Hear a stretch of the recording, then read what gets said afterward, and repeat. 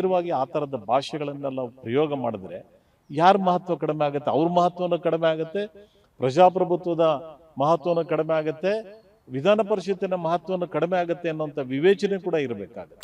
ಅವ್ರನ್ನ ಕರ್ಕೊಂಡೋಗಿ ಎಲ್ಲಿ ಡ್ರಾಪ್ ಮಾಡಬೇಕಾಗಿತ್ತು? ಚಿಕ್ಕಮಗಳೂರಿನ ಡ್ರಾಪ್. ಅಲ್ಲಿ ಇಲ್ಲಿ ಮತ್ತೊಂದು ಕಡೆ ಸುತ್ತಾಟ ಮಾಡಿ ಇಲ್ಲ ಸಲ್ಲದ ರೀತಿಯಲ್ಲಿ ಸರ್ಕಾರಕ್ಕೂ ಕೂಡ ಮುಜುಗರವನ್ನ ಮಾಡಿರ್ತಕ್ಕಂಥದ್ದು ಪೊಲೀಸರ ಕ್ರಮ ಕೂಡ ಸರಿಯಲ್ಲ. ಸೊ ಈ ಘಟನೆ ಸಭಾಪತಿಗಳ ಗಮನಕ್ಕೆ ಬಂದ ಕೂಡಲೇ ಸಭಾಪತಿಗಳು ಬಿಸ್ನೆಸ್ ಅಡ್ವೈಸರಿ ಕಮಿಟಿ ಮೀಟಿಂಗ್ ಅನ್ನು ಕರಿಬೇಕಾಗಿತ್ತು. ರಾಜ್ಯದಲ್ಲಿ ಇದೀಗ ಬೆಳಗಾವಿಯ ಸುವರ್ಣಸೌಧದಲ್ಲಿ ನಡೆದಂತಹ ಒಂದು ಗಲಾಟೆ ಸಾಕಷ್ಟು ಸದ್ದು ಮಾಡ್ತಾ ಇದೆ. ಸಭಾಪತಿ ಹೊರಟ್ಟಿಯವರು ತೆಗೆದುಕೊಂಡು ನಿರ್ಧಾರ ಒಂದು ಕಡೆ ಆದರೆ ಲಕ್ಷ್ಮೀ ಹೆಬ್ಬಾಳ್ಕರ್ ಅವರ ವಾದ ಒಂದು ಕಡೆ ಆಗಿದೆ. ಇತ್ತ ಸಿ.ಟಿ. ರವಿಯವರು ಕೂಡ ನಿರಂತರವಾಗಿ ಹೆಬ್ಬಾಳ್ಕರ್ ವಿರುದ್ಧ ಸರ್ಕಾರದ ವಿರುದ್ಧ ವಾದವನ್ನು ಮಾಡ್ತಿದ್ದಾರೆ. ಹಾಗಾದರೆ ಈ ವಿಚಾರದಲ್ಲಿ ಯಾವುದು ಸರಿ ಯಾವುದು ತಪ್ಪು, ಈ ವಿಚಾರಕ್ಕೆ ಸಂಬಂಧಪಟ್ಟಂತೆ ಮಾತಾಡೋದಕ್ಕೆ ನಮ್ಮ ಜೊತೆ ಮಾಜಿ ಸಭಾಪತಿಗಳಾದಂಥ ವಿ.ಆರ್. ಸುದರ್ಶನ್ ಸರ್ ಇದ್ದಾರೆ. ಸುದರ್ಶನ್ ಸರ್ ಅವರನ್ನ ಮಾತಾಡ್ತಾ ಹೋಗ್ತೀನಿ. ಯಾಕಂದರೆ ವಿಧಾನ ಪರಿಷತ್ನಲ್ಲಿ ಸದಸ್ಯರಾಗಿ ಸಭಾಪತಿಗಳಾಗಿ ಸಾಕಷ್ಟು ಕೆಲಸವನ್ನು ಮಾಡಿದಂಥ ಅನುಭವ ಅವರಿಗಿರುವಂಥದ್ದು. ಸರ್, ಈ ಒಂದು ವಿಚಾರಕ್ಕೆ ಸಂಬಂಧಪಟ್ಟಂತೆ ನೀವು ಮೊದಲಿಗೆ ಏನು ಹೇಳಕ್ಕೆ ಇಷ್ಟಪಡ್ತೀವಿ? ಒಂದು ವೆರಿ ಅನ್ಫಾರ್ಚುನೇಟ್, ದುರದೃಷ್ಟ, ಈ ಥರ ಘಟನೆ ಆಗಬಾರ್ದಾಗಿತ್ತು. ಇದು ವಿಧಾನಮಂಡಲದ ವಿಧಾನ ಪರಿಷತ್ತಿನ ಮಹತ್ವವನ್ನು ಕೂಡ ಕಡಿಮೆ ಮಾಡ್ತಕ್ಕಂಥ ಘಟನೆಗಳಾಗಿದ್ದಾವೆ. ಆದರೆ ವಿಷಯ ಈಗ ಸಭಾಪತಿಗಳ ಮುಂದೆ ಇದೆ, ಕೋರ್ಟಿನ ಮುಂದೆ ಇದೆ. ಹಾಗಾಗಿ ಇದಕ್ಕೆ ಏನು ಘಟನೆ ನಡೀತು, ಅಧಿವೇಶನ ನಡೆಯುವಂಥ ಸಂದರ್ಭದಲ್ಲಿ ಘಟನೆ ನಡೆದಿಲ್ಲ. ಅಧಿವೇಶನವನ್ನು ಅಡ್ಜರ್ನ್ ಮಾಡಿದ ಮೇಲೆ ಈ ಘಟನೆಗಳು ನಡೆದಿದ್ದಾವೆ. ಅವರಿಬ್ಬರ ಮಧ್ಯೆ ಮಾತುಕತೆಗಳು ನಡೆದಿದ್ದಾವೆ, ಇದನ್ನೆಲ್ಲ ಕೂಡ. ಸೊ ಈ ಘಟನೆ ಸಭಾಪತಿಗಳ ಗಮನಕ್ಕೆ ಬಂದ ಕೂಡಲೇ ಸಭಾಪತಿಗಳು ಬಿಸ್ನೆಸ್ ಅಡ್ವೈಸರಿ ಕಮಿಟಿ ಮೀಟಿಂಗನ್ನು ಕರಿಬೇಕಾಗಿತ್ತು. ಬಿಸ್ನೆಸ್ ಅಡ್ವೈಸರಿ ಕಮಿಟಿ ಅಂತ ಹೇಳಿದರೆ ಅದರಲ್ಲಿ ಮುಖ್ಯಮಂತ್ರಿಗಳಿರ್ತಾರೆ, ಉಪಮುಖ್ಯಮಂತ್ರಿಗಳಿರ್ತಾರೆ, ಹಾಗೆಯೇ ವಿರೋಧ ಪಕ್ಷದ ನಾಯಕರು ಇರ್ತಾರೆ, ಮುಖ್ಯ ಸಚೇತಕರಿರ್ತಾರೆ, ಅದರ ಜೊತೆಗೆ ವಿವಿಧ ರಾಜಕೀಯ ಪಕ್ಷಗಳ ಫ್ಲೋರ್ ಲೀಡರ್ಸ್ ಇರ್ತಾರೆ. ಅಂದರೆ ಪ್ರತಿಯೊಂದು ರಾಜಕೀಯ ಪಕ್ಷಕ್ಕೂ ಒಬ್ಬ ಮುಖಂಡ ಇರ್ತಾನೆ. ಅಂದರೆ ಯಾವ ರಾಜಕೀಯ ಪಕ್ಷ ಸದಸ್ಯನನ್ನು ಹೊಂದಿರುತ್ತೆ ಅಲ್ಲಿ ಅವ್ರಿಗೊಬ್ಬ ಲೀಡರ್ ಅಂತ ಮಾಡ್ಕೊಳ್ತಾರೆ, ಫ್ಲೋರ್ ಲೀಡರ್ ಅಂತ ಮಾಡ್ಕೊಳ್ತಾರೆ. ಸೊ ಅವ್ರನ್ನೆಲ್ಲ ಕರೆಸಿ ಮಾತಾಡಿ ಆ ಸಮಸ್ಯೆನ ಅಲ್ಲೇ ಮುಕ್ತಾಯ ಮಾಡಬೇಕಾಗಿತ್ತು ಅನ್ನೋಂಥದ್ದು ನನ್ನ ವೈಯಕ್ತಿಕವಾದಂಥ ಒಂದು ಅಭಿಪ್ರಾಯ. ಹಾಗಾಗಿ ಅದನ್ನು ವಿಡ್ರಾ ಮಾಡ್ಕೊಳ್ತಕ್ಕಂಥದ್ದು, ಈ ಘಟನೆ ಮತ್ತೆ ಮರುಕಳಿಸದೇ ಇರತಕ್ಕಂಥ ರೀತಿಯಲ್ಲಿ ಎಚ್ಚರಿಕೆ ಕೊಡುವಂಥದ್ದು, ಅಥವಾ ಯಾರು ಯಾವ ರೀತಿಯ ಅವಹೇಳನವನ್ನು ಮಾಡಿದ್ದಾರೆ ಅಂಥೇಳಿ ವಿಚಾರಣೆಯೂ ಕೂಡ ಮಾಡಬಹುದಾಗಿದೆ. ಅದರ ಜೊತೆಗೆ ಎಥಿಕ್ಸ್ ಕಮಿಟಿ ಅಂಥೇಳಿ ನಾವೇ ಸಭಾಪತಿ ಇದ್ದಂಥ ಒಂದು ಸಂದರ್ಭದಲ್ಲಿ ಎಥಿಕ್ಸ್ ಕಮಿಟಿಯನ್ನು ಕೂಡ ರಚನೆ ಮಾಡಿದ್ವಿ. ಉದ್ದೇಶ ಏನು ಅಂತ ಹೇಳಿದ್ರೆ, ಸದನದ ಸದಸ್ಯರು ಅಂದರೆ ಶಾಸಕರು ಸದನದ ಒಳಗೆ ಮತ್ತು ಸದನದ ಹೊರಗೆ, ಅದು ಒಳಗೂ ಇರ್ಬೋದು ಮತ್ತು ಹೊರಗೂ ಇರ್ಬೋದು, ಅವರ ನಡವಳಿಕೆಗಳು ಮತ್ತು ಅವರ ಜವಾಬ್ದಾರಿಗಳು ಅದು ಜವಾಬ್ದಾರಿಯುತವಾಗಿ ಇರಬೇಕು ಅನ್ನೋ ಕಾರಣಕ್ಕೆ, ಅದು ಜವಾಬ್ದಾರಿ ಇಲ್ಲ ಅಂತ ಏನಾದರೂ ದೂರು ಬಂದಾಗ ಅದನ್ನು ಪರಿಶೀಲನೆ ಮಾಡಲಿಕ್ಕೆ ಡೆಪ್ಯೂಟಿ ಚೇರ್ಮನ್ ಅವರ ಅಧ್ಯಕ್ಷತೆಯಲ್ಲಿ ವಿವಿಧ ರಾಜಕೀಯ ಪಕ್ಷಗಳ ಅಂದರೆ ಆ ಫ್ಲೋರಲ್ಲಿರ್ತಾರೆ ಫ್ಲೋರ್ ಲೀಡರ್ಸು ಅವರೆಲ್ಲರೂ ಕೂಡ ಒಂದು ವಿಚಾರಣೆಯನ್ನು ಮಾಡಿ, ಸಂಬಂಧಪಟ್ಟವ್ರನ್ನ ಕರೆಸಿ ವಿಚಾರಣೆಯನ್ನು ಮಾಡಿ ಅದಕ್ಕೆ ವರದಿಯನ್ನು ತರಿಸ್ಕೊಳ್ಳೋಂಥ ಒಂದು ಕೆಲಸವನ್ನು ಮಾಡಬೇಕಾಗಿದೆ.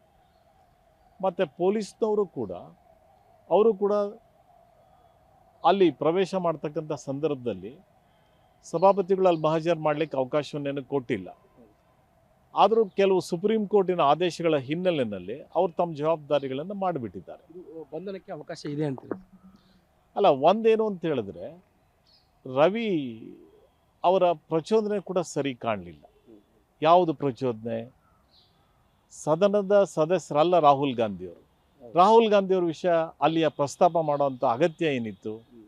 ಇದು ಉದ್ದೇಶಪೂರ್ವಕವಾಗಿ ಪ್ರಚೋದನೆ ಮಾಡ್ತಕ್ಕಂಥದ್ದು. ಏನು ಹೇಳಿ, ಒಂದು ಆ್ಯಕ್ಷನ್ನಿಗೆ ಇನ್ನೊಂದು ರಿಯಾಕ್ಷನ್ ಇರುತ್ತೆ.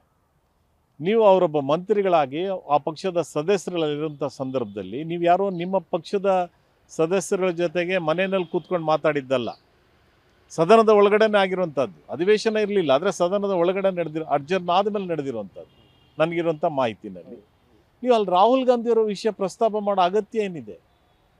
ಅದು ವೈಯಕ್ತಿಕವಾಗಿ ನೀವು ವಿಷಯದ ಬಗ್ಗೆ ಆದರೂ ಮಾತಾಡಿದರೆ ಓಕೆ, ವೈಯಕ್ತಿಕವಾಗಿ ಅವ್ರನ್ನ ನಿಂದನೆ ಮಾಡುವಂಥ ಅಗತ್ಯ ಇರಲಿಲ್ಲ ಮೊದಲನೇದು. ಸೊ ಅವರು ಯಾವಾಗ ಅವ್ರನ್ನ ರಾಹುಲ್ ಗಾಂಧಿಯವ್ರನ್ನ ನಿಂದನೆ ಮಾಡಿದಾಗ ಅಲ್ಲಿ ಮಂತ್ರಿನೋ ಸಂಬಂಧಪಟ್ಟವರು ಸುಮ್ಮನೆ ಕೂಡ್ಲಿಕ್ಕೆ ಬರೋದಿಲ್ಲ, ಅವರೊಂದು ಇವ್ರ ಬಗ್ಗೆ ವೈಯಕ್ತಿಕವಾಗಿ ರಿಯಾಕ್ಟ್ ಮಾಡಿದ್ದಾರೆ ಅಲ್ವಾ? ವಿಷಯಗಳ ಮೇಲೆಲ್ಲ ವೈಯಕ್ತಿಕವಾಗಿ ಆ್ಯಕ್ಷನ್ಗೆ ರಿಯಾಕ್ಷನ್ ಆಗಿದೆ. ಆಮೇಲೆ ಏನಾಗಿದೆ, ಇವರು ಅದಕ್ಕೆ ಮತ್ತೆ ಇನ್ನೊಂದಷ್ಟು ಪ್ರಚೋದನೆ ಮಾಡಲಿಕ್ಕೆ ಒಬ್ಬ ಹೆಣ್ಣು ಮಗಳನ್ನು, ಒಬ್ಬ ಮಂತ್ರಿ ಅಂತಲ್ಲ, ಒಬ್ಬ ಸಾಮಾನ್ಯವಾದಂಥ ಹೆಣ್ಮಗಳನ್ನು ಕೂಡ ನಾವು ಅವಹೇಳನ ಮಾಡಬಾರ್ದು, ಮಾಡಲಿಕ್ಕೆ ಅವಕಾಶ ಇಲ್ಲ, ಅಮಾನವೀಯ ಆಗುತ್ತೆ ಅದನ್ನು ಕೂಡ ಅಲ್ವಾ. ಆ ರೀತಿಯಾಗಿ ಆ ಪದಗಳನ್ನು ಉಪಯೋಗ ಮಾಡುವಂಥದ್ದು ಇದೆಯಲ್ಲ, ದುರ್ದೈವ. ಇದನ್ನು ಕೂಡ ಯಾರೋ ಅನಾಗರಿಕ ಜನರು, ಯಾರೋ ರಸ್ತೆಯಲ್ಲಿ ಪುಂಡು ಪೋಖರಿಗಳು ಮಾತಾಡ್ಕೊಂಡಂಥ ರೀತಿಯಲ್ಲಿ ನೀವು ನೇರವಾಗಿ ಆ ಥರದ ಭಾಷೆಗಳನ್ನೆಲ್ಲ ಪ್ರಯೋಗ ಮಾಡಿದ್ರೆ ಯಾರ ಮಹತ್ವ ಕಡಿಮೆ ಆಗುತ್ತೆ? ಅವ್ರ ಮಹತ್ವನೂ ಕಡಿಮೆ ಆಗುತ್ತೆ, ಪ್ರಜಾಪ್ರಭುತ್ವದ ಮಹತ್ವನೂ ಕಡಿಮೆ ಆಗುತ್ತೆ, ವಿಧಾನ ಪರಿಷತ್ತಿನ ಮಹತ್ವನೂ ಕಡಿಮೆ ಆಗುತ್ತೆ ಅನ್ನೋಂಥ ವಿವೇಚನೆ ಕೂಡ ಇರಬೇಕಾಗತ್ತೆ. ಮತ್ತು ಪೊಲೀಸ್ನವರು ಅವ್ರಿಗೆ ರಕ್ಷಣೆ ಕೊಡಬೇಕು ಅಂಥೇಳಿ ಅವ್ರನ್ನ ಕರ್ಕೊಂಡು ಹೋದ್ವಿ ಅಂತ ಹೇಳ್ತಾರೆ. ನೀವು ಕರ್ಕೊಂಡೋದವ್ರು ಸೀದಾ ಚಿಕ್ಕಮಗಳೂರು ಕರ್ಕೊಂಡಾಗ ಅವ್ರನ್ನ ಡ್ರಾಪ್ ಮಾಡಬೇಕಾಗಿತ್ತು. ಪೊಲೀಸ್ನವರು ಅವ್ರನ್ನ ಕರ್ಕೊಂಡೋಗಿ ಎಲ್ಲಿ ಡ್ರಾಪ್ ಮಾಡಬೇಕಾಗಿತ್ತು? ಚಿಕ್ಕಮಗಳೂರಿನ ಡ್ರಾಪ್. ಅಲ್ಲಿ ಇಲ್ಲಿ ಮತ್ತೊಂದು ಕಡೆ ಸುತ್ತಾಟ ಮಾಡಿ ಇಲ್ಲ ಸಲ್ಲದ ರೀತಿಯಲ್ಲಿ ಸರ್ಕಾರಕ್ಕೂ ಕೂಡ ಮುಜುಗರವನ್ನು ಮಾಡಿರ್ತಕ್ಕಂಥದ್ದು ಪೊಲೀಸರ ಕ್ರಮ ಕೂಡ ಸರಿಯಲ್ಲ. ಅವ್ರಿಗೆ ರಕ್ಷಣೆ ಕೊಟ್ಟಿದ್ದೀವಿ ಅಂದರೆ ನೀವು ಇಲ್ಲ ಅಲ್ಲೇ ಎಲ್ಲಾದರೂ ಬೇರೆ ಕಡೆ ಇರಬೇಕಾಯಿತು, ಇಲ್ಲ ಅವ್ರನ್ನ ಕರ್ಕೊಂಡೋಗಿ ಚಿಕ್ಕಮಗಳೂರಿಗೆ ನೀವು ಡ್ರಾಪ್ ಮಾಡೋದು ಬಿಟ್ಟು ಈ ರೀತಿಯಾಗಿ ಸುಮ್ಮನೆ ಇಲ್ಲದೇ ಇರತಕ್ಕಂಥ ರೀತಿಯಲ್ಲಿ ಸರ್ಕಾರಕ್ಕೆ, ವಿಧಾನಮಂಡಲಕ್ಕೆ ಮುಜುಗರ ಮಾಡ್ತಕ್ಕಂಥದ್ದನ್ನು ಕೂಡ ಎಚ್ಚರಿಕೆಯನ್ನು ವಹಿಸಬೇಕಾಗಿತ್ತು ಅಲ್ಲಿನ ಅಧಿಕಾರಿಗಳು. ಆ ಮಾಡ್ತಕ್ಕಂಥ ಒಂದು ಸಂದರ್ಭದಲ್ಲಿ ಒಂದು ಸ್ವಲ್ಪ ಡಿಸ್ಕಷನ್ ಮಾಡ್ಕೋಬೇಕಾಗಿತ್ತು ಅದನ್ನೆಲ್ಲೂ ಕೂಡ. ಸದನದಲ್ಲಿ ಆಗಿರೋ ವಿಚಾರಕ್ಕೆ ಪೊಲೀಸರ ಪ್ರವೇಶ ಇಲ್ಲ ಅಂತ ಹೊರಟ್ಟಿಯವರು ಕೂಡ ಹೇಳಿದ್ದಾರೆ. ಈ ಒಂದು ಪ್ರಕರಣವನ್ನು ಇದೀಗ CIDಗೆ ತನಿಖೆಗೆ ಸರ್ಕಾರ ಒದಗಿಸ್ತಾ ಇದೆ. ಈ ನಿರ್ಧಾರ ಕಾನೂನುಬದ್ಧವಾಗಿದೆ ಅನ್ಸುತ್ತೆ. ಅದನ್ನೇ ಈಗ ಕೋರ್ಟ್ ಮುಂದೆ ಈಗ ಅಂತಿಮವಾಗಿ ಈಗ ಯಾರು ಏನು ಹೇಳೋದಕ್ಕಿಂತ ಹೆಚ್ಚಾಗಿ ಮ್ಯಾಟ್ರಿಸ್ ಬಿಫೋರ್ ದ ಜುಡಿಷಿಯರಿ. ಹಾಗಾಗಿ ಈಗ ನಾವೆಲ್ಲರೂ ಕೂಡ ಕೋರ್ಟಿನ ತೀರ್ಪಿಗೆ ಕಾಯಬೇಕಾಗತ್ತೆ. ಕೋರ್ಟ್ ಏನು ಆದೇಶವನ್ನು ಕೊಡ್ತಾರೆ ಆಮೇಲೆ ಮುಂದೆ ಆಲೋಚನೆ ಮಾಡಬೇಕಾಗುತ್ತೆ. ಸಾಧ್ಯವಾದಷ್ಟು ಬೇಗ ಕೋರ್ಟ್ ಇದ್ರ ಬಗ್ಗೆ ಒಂದು ತೀರ್ಪನ್ನು ಕೊಡಬೇಕು ಅನ್ನೋಂಥದ್ದೇ ನಮ್ಮ ಅಪೇಕ್ಷೆ. ಬಿಕಾಸ್ ಲಾನ ಇಂಟರ್ಪ್ರೇಟ್ ಮಾಡೋ ಜವಾಬ್ದಾರಿ ಯಾರ ಮೇಲಿದೆ? ಎರಡೂ ಕಡೆನೂ ಬೇರೆ ಬೇರೆ ರೀತಿಯಾದಂಥ ಅಭಿಪ್ರಾಯಗಳು ಬಂದಾಗ ಅಂತಿಮವಾಗಿ ಕೋರ್ಟು ಸ್ಪೆಲ್ಔಟ್ ಮಾಡಬೇಕಾಗುತ್ತೆ. ಯಾವ ನಿರ್ಧಾರ ಸರಿ, ಯಾರ ನಿರ್ಧಾರ ಸರಿ, ಯಾರ ಅಭಿಪ್ರಾಯಗಳು ಸರಿ ಇದ್ದಾವೆ, ಇದನ್ನೆಲ್ಲ ಕೂಡ ಈಗ ಅಂತಿಮವಾಗಿ ಕೋರ್ಟೇ ಹೇಳಬೇಕಾಗುತ್ತೆ. ಹಾಗಾಗಿ ಕೋರ್ಟಿನ ಆದೇಶಕ್ಕೆ ನಾವು ನೀವೆಲ್ಲರೂ ಕೂಡ ಕಾಯಬೇಕಾಗುತ್ತೆ. ಸರ್, ಈಗ ಹೊರಟ್ಟಿಯವರು ಸಭಾಪತಿಯಾಗಿ ರೂಲಿಂಗನ್ನು ಕೊಟ್ಟಿದ್ದಾರೆ. ರೂಲಿಂಗನ್ನು ಕೊಟ್ಟ ಬಳಿಕ ಕೂಡ ತಕ್ಷಣ ಕೊಡಬಾರ್ದಾಗಿತ್ತು.